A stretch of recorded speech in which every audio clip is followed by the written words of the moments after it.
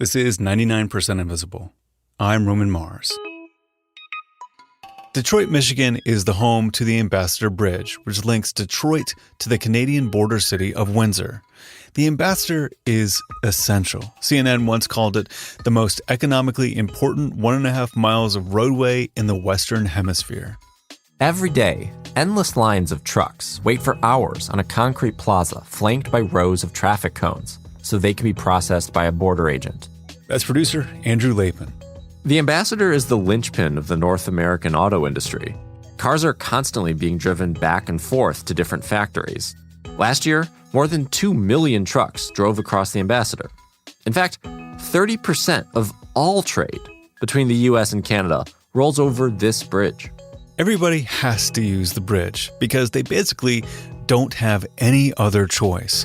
There's a tunnel nearby that's too small for most trucks to drive through, and the next closest international bridge is some 65 miles away.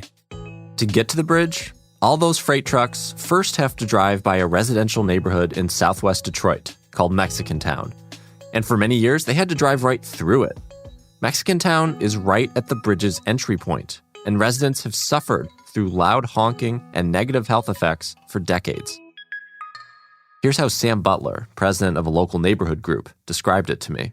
There is this black soot on windows or on the outside of people's homes that face the bridge that you can literally take your finger, wipe off a piece of this black soot. Living so close to a international crossing that gets 10,000 trucks per day. Folks in Windsor don't like the bridge either. It's not well maintained. Large chunks of concrete have been known to break off and fall on the streets below. Basically, everyone in the surrounding area hates this bridge, but they have nobody to complain to. They can't petition the city or the county or even the US or Canadian governments because none of them own this bridge. In fact, for the longest time, the Ambassador Bridge was owned by one guy. You had to take it up with him, if you could get a hold of him. I'm a quiet, private man. But somebody decided to make me something other than being private. I didn't. That's Manuel Maroon. He went by Matty. He owned the Ambassador Bridge from 1979 until 2018, when the ownership transferred to his son, Matthew. The elder Maroon may have been private in the sense that he almost never gave interviews. But for decades, he was, quietly, one of the most important people in Detroit. When Matty Maroon died in 2020, he was a billionaire. A good chunk of his empire was funded with bridge tolls and the duty-free gas stations on the bridge. By this point, you're probably asking the obvious question. How can one man and his family own an international bridge? A critical piece of infrastructure that so many people have to use. Actually, a lot of critical infrastructure is privately owned. And the story of the Maroon family and Detroit shows how this kind of relationship can go totally wrong.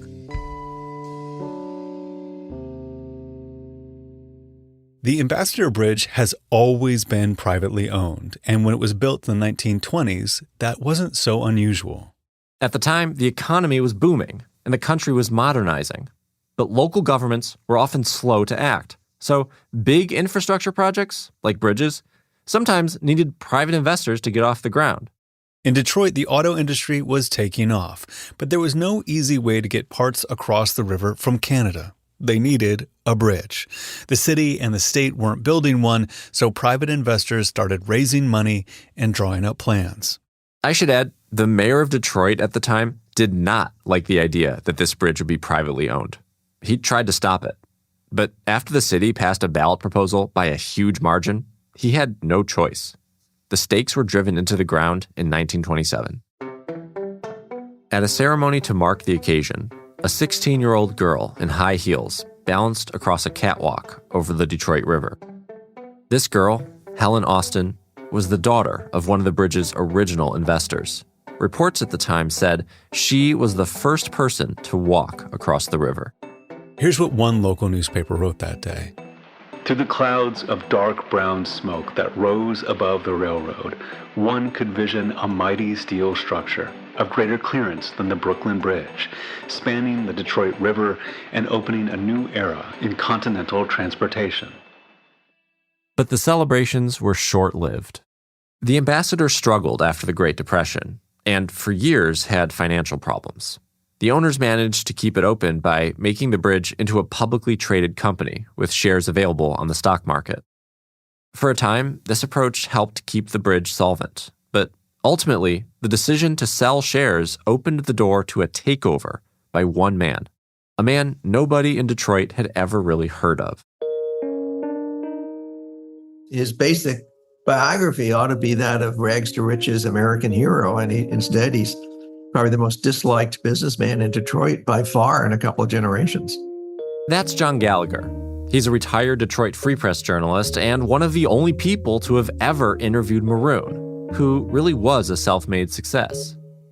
Maroon started working in his dad's garage after college and tenaciously grew that into a local trucking empire. Matty told me during one of the few times when he was talking to reporters that as a teenager, he had pumped gas for Jimmy Hoffa and, came from sort of rags to riches, built this enormous fortune, mainly through his trucking company. Matty Maroon outbid some fierce competition, including from Warren Buffett, to get total ownership of the bridge.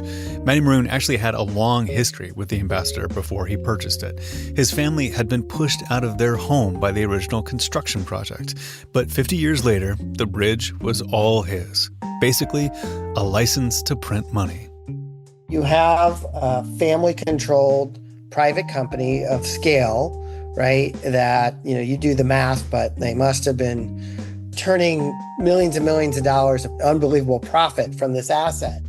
This is Steve Tabachman, a former Democratic Michigan state representative from Southwest Detroit. He says after Matty Maroon bought the bridge in 1979, he became a notorious figure in the community. Describing every shenanigan Matty Maroon got up to in Detroit would take hours. I'm not going to do that. But baseline, according to Tabachman, Maroon didn't do very much to address the long-standing complaints about noise and dirt in the neighborhoods near the bridge. In fact, there wasn't much community outreach at all. There was no presence for this company in the community other than the commerce they were doing. So there weren't large investments. There wasn't like there was a Matty Maroon community center or rec center or, reading room at the high school or anything like that. Detroit's wealthiest businessmen have tended to give a lot to local charities, especially when the city started losing people in the mid-20th century. But Matty Maroon wasn't a big public philanthropist. He was more focused on expanding the bridge empire. In the 1980s, Maroon bought up a bunch of land near the bridge. Then he presented a plan to expand the ambassador's entryway, the opening plaza. This expansion was so the bridge could accommodate more traffic and bring in more tolls. To accomplish this, Maroon needed to buy up the land near the bridge's opening. But there was one problem.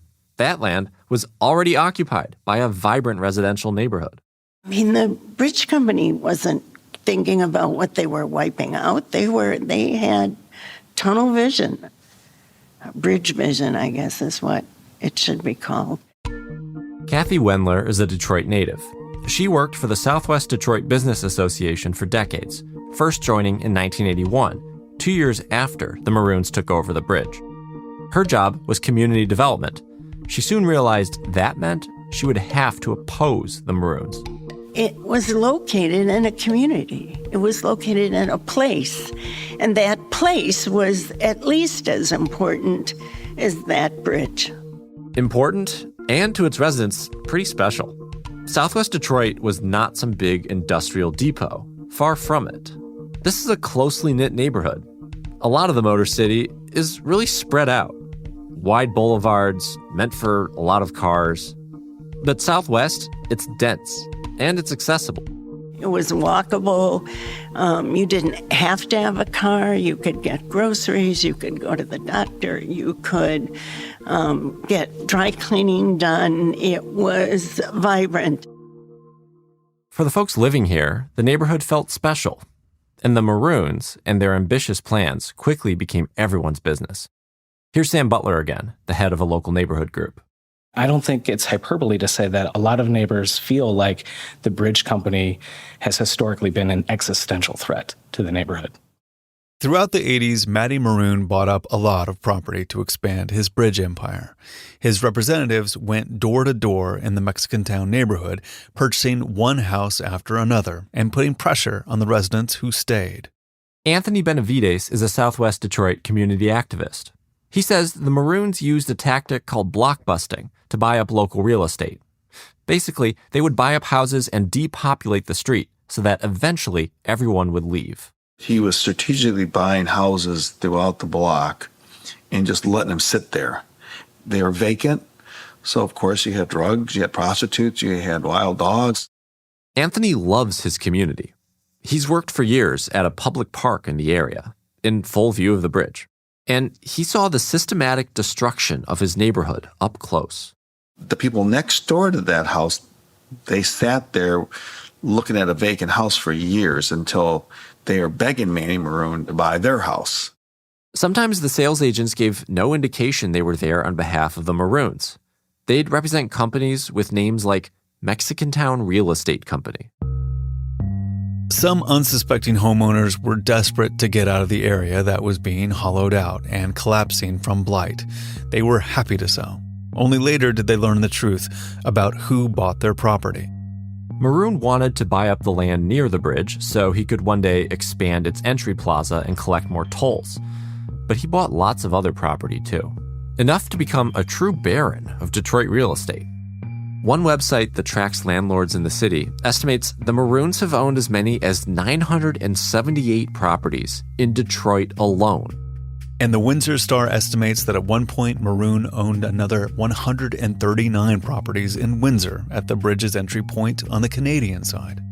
A lot of the property the Maroons were buying wasn't anywhere near the bridge. And once they owned them, the Maroons weren't that interested in doing anything with them. In fact, the Maroons accumulated so many blight tickets over the years that they struck more than one deal with the city to pay them off in negotiated lump sums. This kind of thing, buying property and just letting it go to seed, it was happening a lot in Detroit around this time. The city was declining rapidly in the 80s, and land was selling for cheap. That meant land speculators could sweep in, take advantage of an economic downturn, and hoard real estate just in case Detroit ever made a comeback, without having to worry about keeping it up. Who was going to foreclose on you? The city? They were broke. If you can buy that property for $500, $1,000, $3,000, I guess you're investing that on a speculation that hopefully one day, someday, somebody comes and wants to buy that property, and they're willing to pay you multiples of that, few $1,000 purchase price, and the properties become valuable. And the worst case scenario is you lose the property to tax foreclosure, but that is a 30-year gamble, and then you're only out your original cost. Matty Maroon's buying spree got so big that he eventually landed on a major piece of Detroit history. In 1992, Maroon purchased Michigan Central, a massive former train station in the southwest neighborhood of Corktown. The station was a relic of an earlier era in Detroit, when people still commuted by train. And its giant tiled ceilings also welcomed newly arriving migrants and Black Americans coming up during the Great Migration. The building was known as Detroit's Ellis Island. Michigan Central had seen better days even when Matty Maroon bought it, but he did nothing with it besides building a fence around the property and putting in some windows after the old ones had been busted by looters. A majestic transportation hub rotting away in plain sight. To a lot of people, it felt like a metaphor for what had become of Detroit. Carl Craig, a Detroit techno pioneer, cited the building as a weird kind of inspiration for himself and other musicians as they developed this revolutionary new post-industrial sound in the Motor City. This is a typical example of Detroit. Just beautiful structure. It was booming when I was a kid, and now 20 years later, it's just totally f***ed up. By the 1990s, Michigan Central was a magnet for graffiti and scavengers. It embodied the dreaded Detroit stereotype of ruin porn.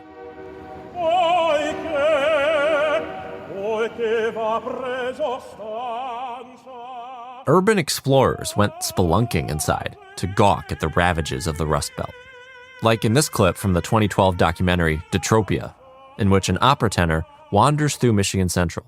The walls are crumbling and filled with graffiti.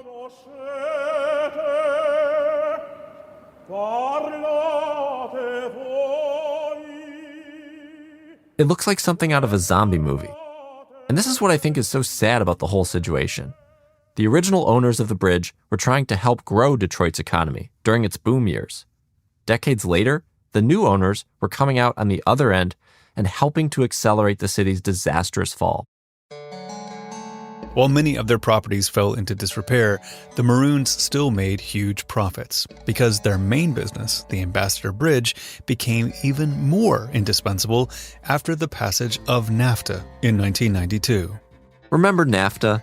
You know, the agreement designed to eliminate tariffs between the United States and Canada. Anyhow, NAFTA led to a big increase in commerce between the two countries and made the bridge essential. Forbes magazine once estimated the bridge makes $60 million in revenue every year. After the passage of NAFTA, Matty Maroon became notably more ambitious in his dealings with Detroit. He made a pretty brazen move to expand his business by starting construction on a second bridge, right beside the first one. Traffic had increased so much on the Ambassador, there was clearly demand for another bridge. The Maroons knew that. They also knew that if they didn't act on that demand, the second bridge would be built by someone else, someone who would threaten their monopoly. Matty Maroon didn't have permission from the city of Detroit or the city of Windsor or from anybody to start building a new bridge. In fact, Matty Maroon was supposed to be doing something completely different, something positive for the community. In 2004, Maroon signed a $258 million deal with the city for an initiative called the Gateway Project. The Michigan Department of Transportation, residents, stakeholders, and community leaders are teaming up to improve the international gateway into Michigan, the region, and Detroit.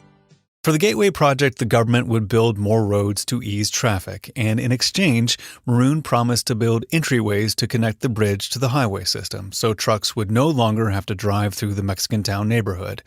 It seemed like a great deal for everybody. But instead of holding up his end of the bargain, Matty Maroon's company started construction on a second bridge in 2007. They didn't get very far. In the end, they only built 2 ramps that didn't connect to anything. We call it Dukes of Hazzard Bridge right now. So it's like it's never been built. It's just like a ramp going up. For years, Matty Maroon promised to take action and connect up with the highway, but he never did. All he did was build that bridge to nowhere, claiming it was part of the Gateway deal. The city appeared helpless. They waited 5 years for Maroon to hold up his part of the bargain. Members of the community fought back against this kind of behavior with dramatic public protests. Anthony Benavides remembers one of them. There's people that laid on the road so his trucks couldn't go through. Literally laid on the road. That's how involved they were. They literally put their bodies in front of trucks. More than 100 people formed a human chain to block access to the bridge. Some elected officials joined them. So did the Occupy movement.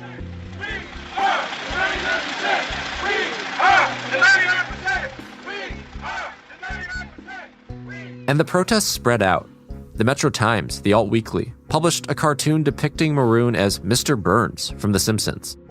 Protesters carried a giant puppet of Matty Maroon and paraded him in front of Michigan Central, where they chastised him for owning so many blighted properties.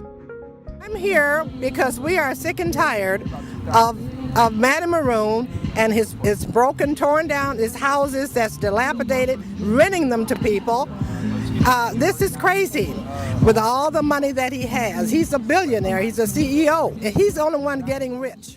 Despite these protests and pushback from politicians like Steve Tabachman and Rashida Tlaib, the Maroons still largely got their way, partly because Matty Maroon spent heavily on lobbying in Michigan. For years, when the state would raise the prospect of dealing with the bridge's problems, those efforts would die quickly. They're also known to be very litigious.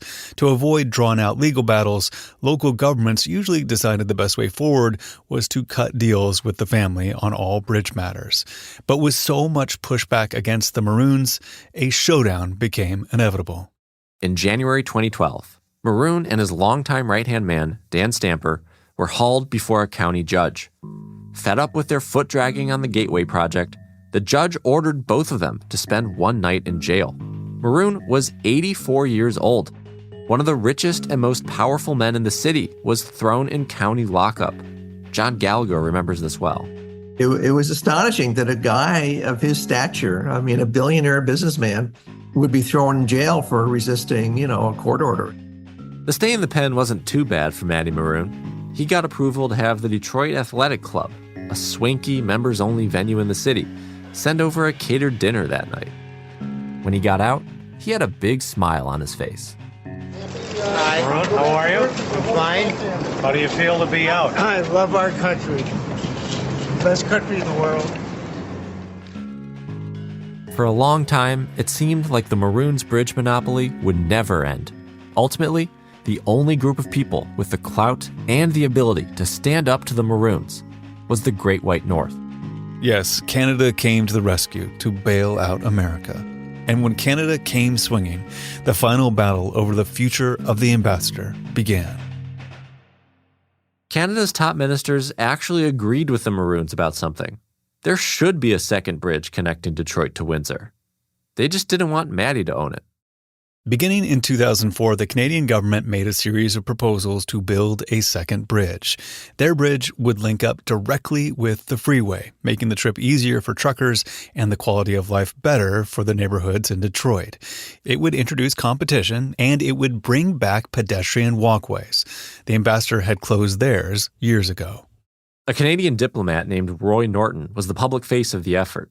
He made it clear breaking up the Maroons' bridge monopoly would be no easy task. I confess to having had periodic visions of a Maroon-owned 18-wheeler bearing down on me and forcing me off the road as I crisscrossed the state of Michigan. The bottom line in Michigan, the Maroons win. At least historically, that's been the case. Norton called the Maroons liars and scoundrels. He chastised the lawmakers who took their campaign money and suggested the whole family should be investigated for violating antitrust laws. This tough talk paid off. In 2012, an agreement was reached. A second bridge would be built and controlled entirely by the Canadian government. It would be named the Gordie Howe Bridge, in honor of the Canadian hockey star who played most of his career with the Detroit Red Wings, a symbol of binational unity. And here's the sweetener. Canada would pay the entire cost of the new bridge. American taxpayers would pay nothing. This didn't sit well with the Maroons. Another bridge would mean they'd have to adopt competitive pricing and make costly improvements just to stay afloat. So they pulled out all the stops to try and prevent the Gordie Howe from being built. Matty Maroon's son, Matthew, made his case to the media. We've got a Michigan business that's been here for 83 years and contributed economically to the city and the state. The Maroons fought back with some pretty aggressive tactics. In 2011, when the Gordie Howe was still in the planning stage, a bunch of yellow eviction notices went up in a neighborhood close to the proposed bridge site. A lot of people, understandably, freaked out. But the notices were fake, a scare tactic meant to drum up opposition to the Gordie Howe Bridge. A conservative lobbying group, Americans for Prosperity, took credit for the fake eviction notices. Then there was the ballot box. Matty Maroon spent more than $30 million to get an amendment passed by Michigan voters called Proposal 6. Proposal 6 would make all future bridge projects subject to a referendum by both state and local voters. The whole thing was designed to make approval for projects like the Gordie Howe Bridge much more difficult.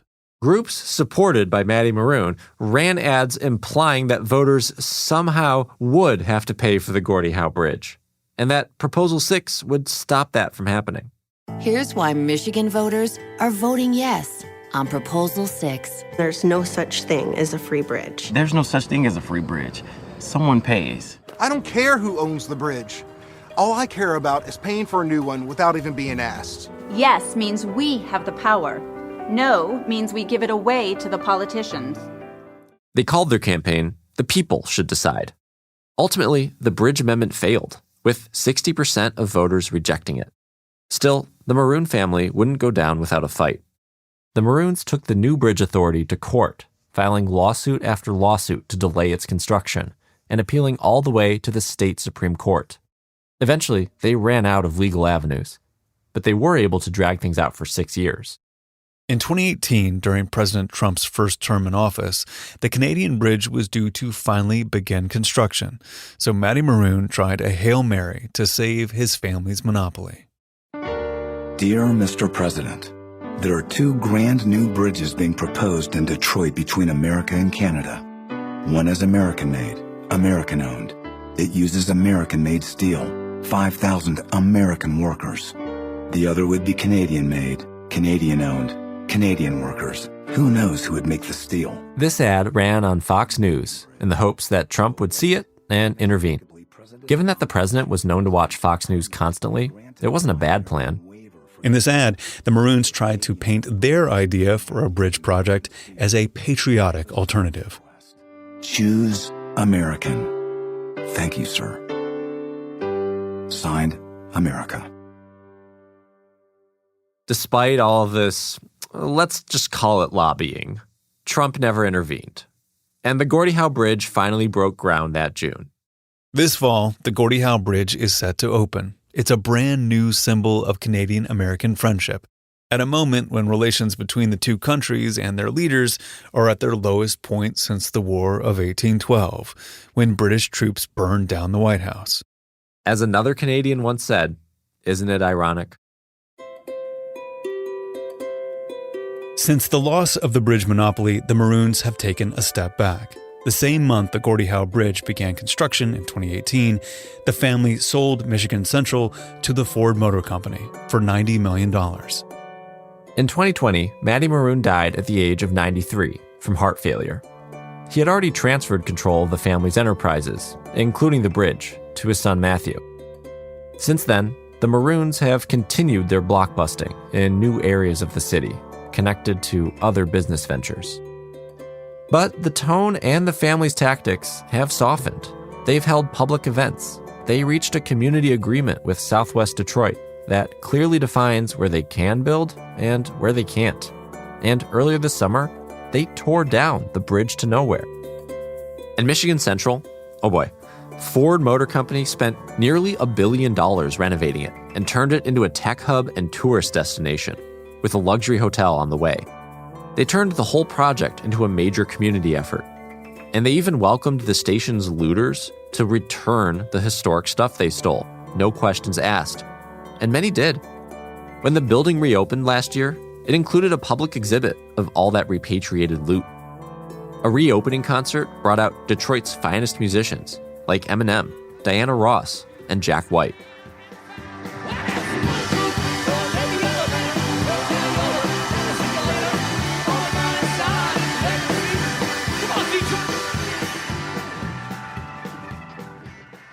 Between the new bridge and Michigan Central reopening, there are a lot of reasons for Detroiters to celebrate the city right now.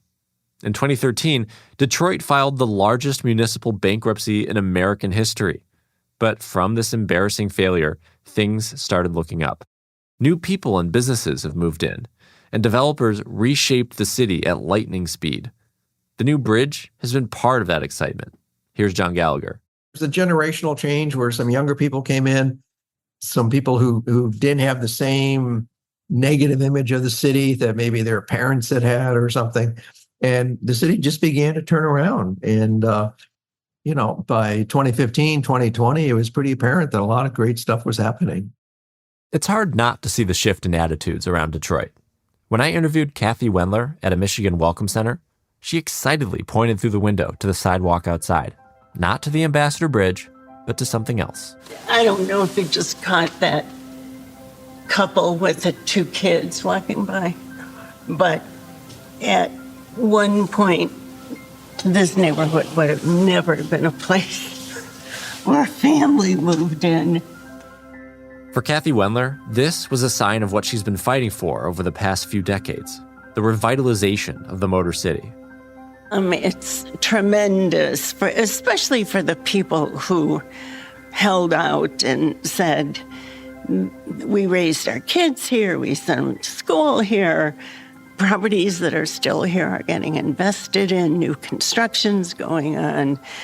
There is hope. There's always hope. If you can live long enough, there's always hope. For decades, the Maroons have been seen as civic villains by lots of people in Detroit. Maybe things would have turned out differently if another family had owned the bridge.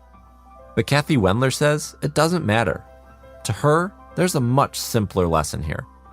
International border crossing shouldn't be privately owned.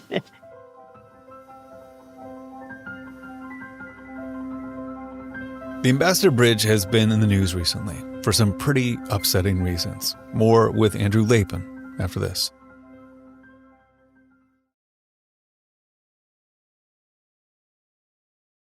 So I'm here with producer Andrew Lapin. Hey, Andrew. Hey, Roman.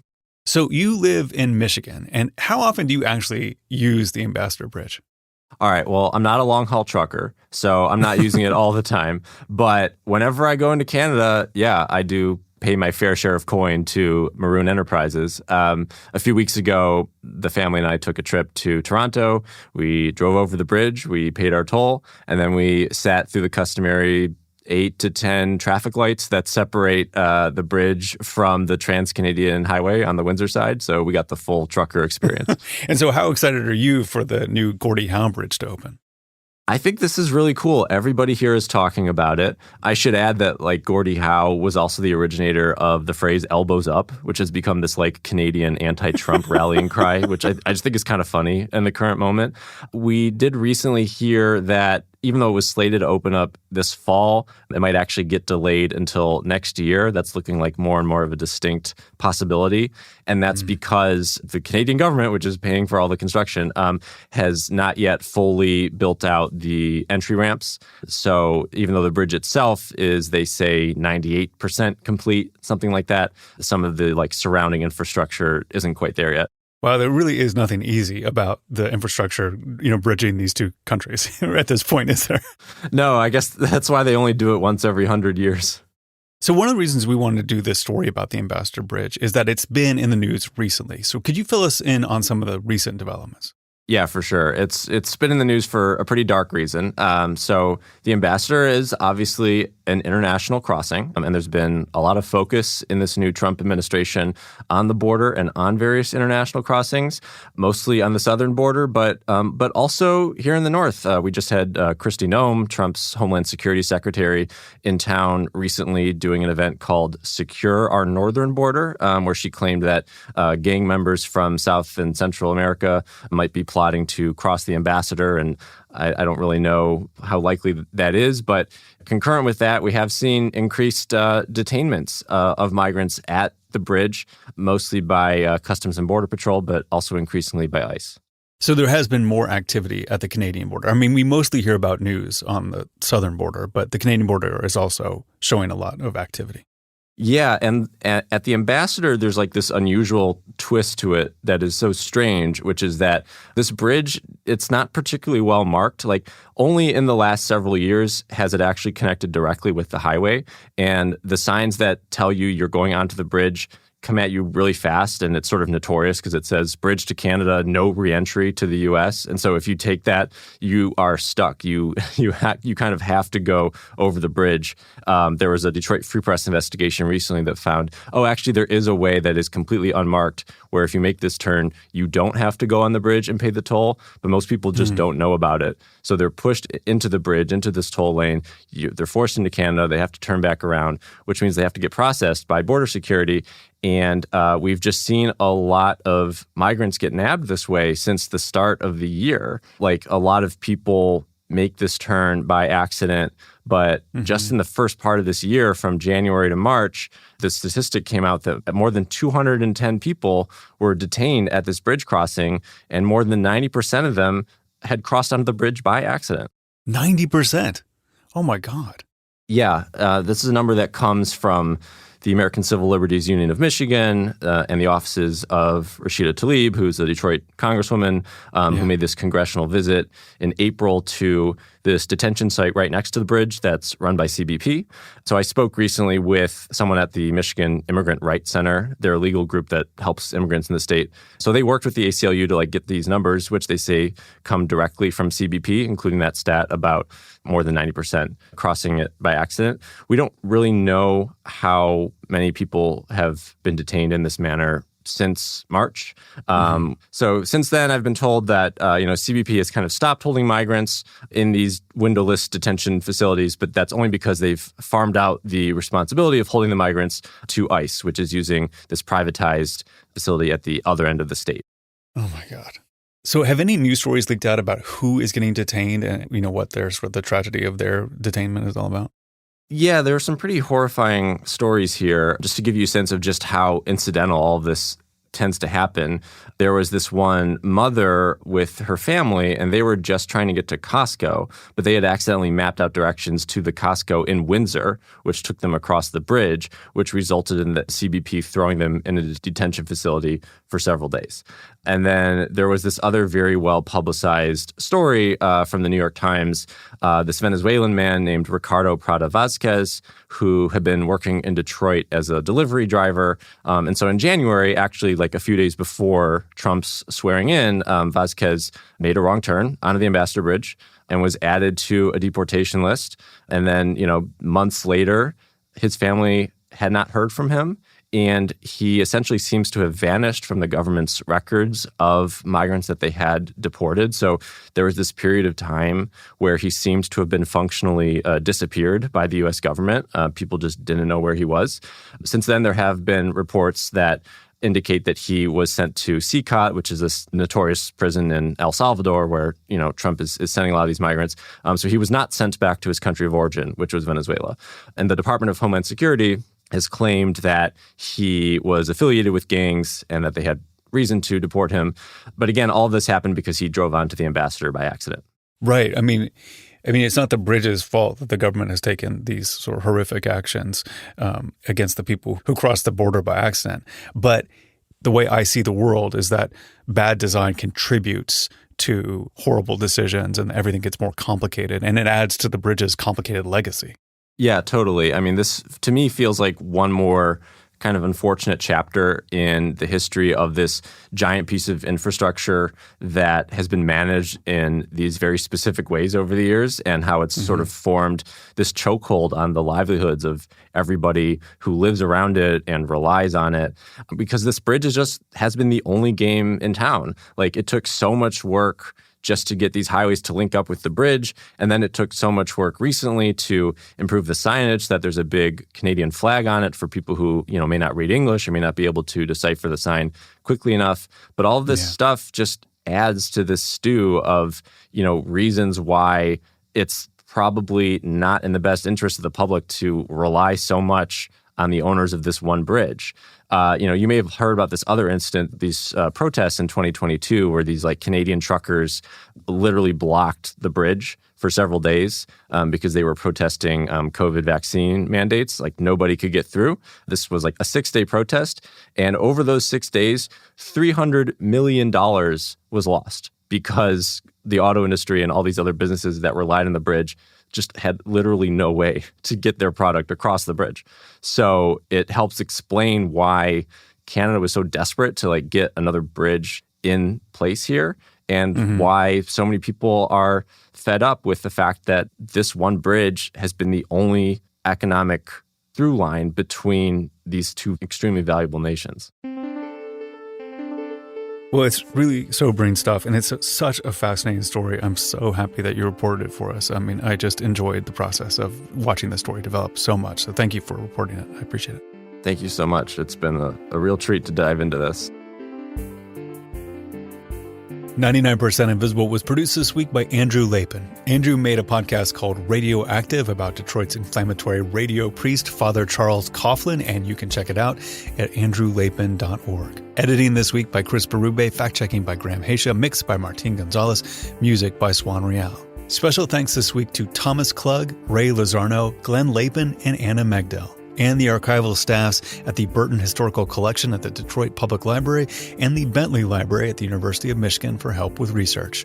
Recording help this week from Peg Watson at Michigan Public and Eric Wazan at Solid Sound. Our executive producer is Kathy Tu. Our senior editor is Delaney Hall. Kurt Kolstead is the digital director. The rest of the team includes Jason DeLeon, Emmett Fitzgerald, Christopher Johnson, Vivian Leigh, Lashma Dawn, Jacob Medina Gleason, Kelly Prime, Joe Rosenberg, and me, Roman Mars. The 99% Invisible logo was created by Stefan Lawrence. We are part of the SiriusXM podcast family, now headquartered 6 blocks north in the Pandora building in beautiful Uptown, Oakland, California.